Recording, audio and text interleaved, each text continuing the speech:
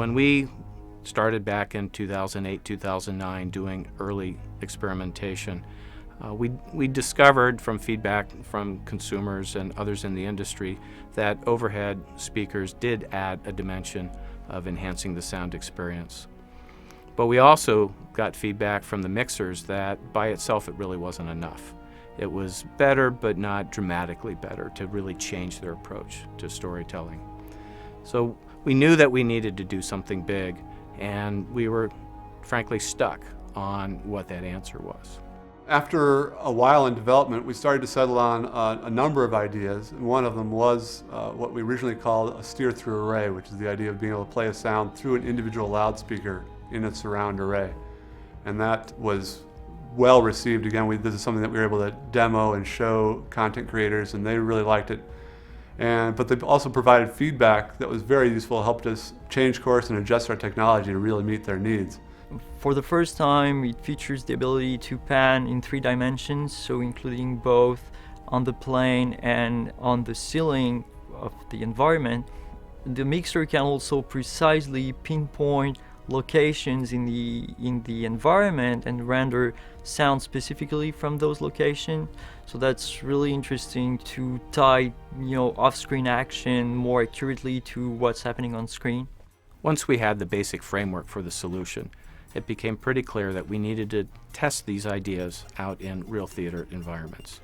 We were committed to making sure that we had a solution that wasn't just a premium theater experience. We wanted a solution that was going to be able to optimize playback in any theater, no matter what size, what shape. In order to do that, we needed to test in a real environment.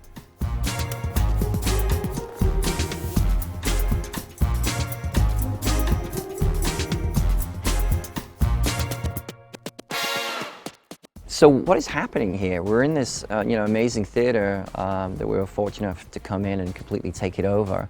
And we've done something we've never done before, which is that for the first time, not only taking over a typical movie theater, but being able to put speakers literally everywhere.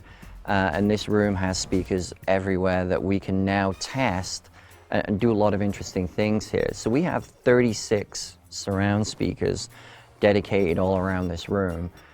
We've increased the typical density of surround speakers so we can understand what happens in a surround field.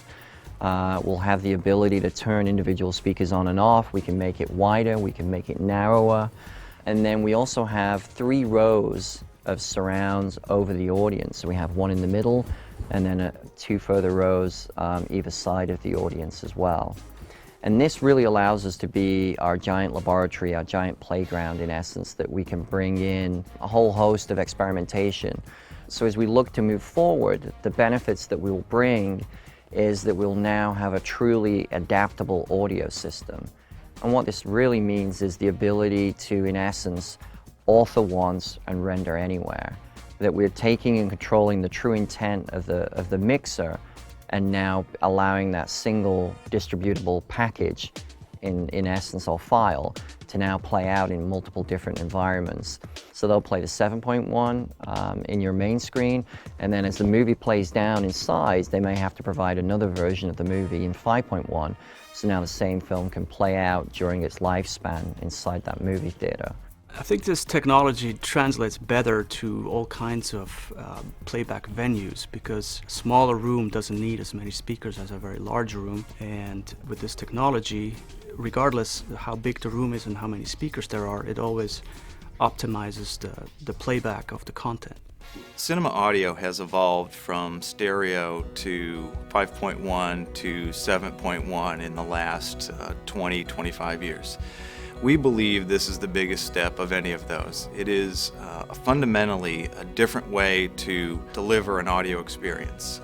The theaters want an immersive experience that is something superior to anything that the public can have in the home, because that's what keeps the cinema business driving. And I think we've really achieved that.